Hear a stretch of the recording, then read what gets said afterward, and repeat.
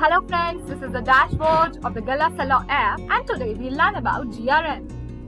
So here we have the option GRN. To add new GRN, we have this option. You have to click on this and then search, and that's how you will be creating new GRN. Now here we have this data that shows GRN number, GRN subject, location, created by, date, etc.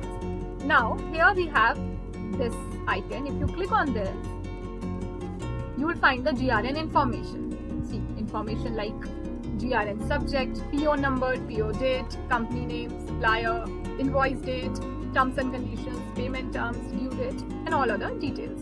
If you wish to download this data, you will click on this, and this data will be automatically saved to your desktop. Now, in case you want to delete the entire data that has been created, you'll click on this icon, this bin-like icon, and the data will be deleted permanently.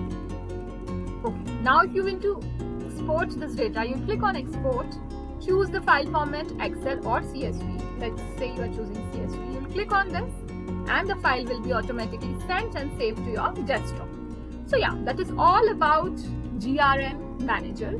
Hope this helps you. Thank you.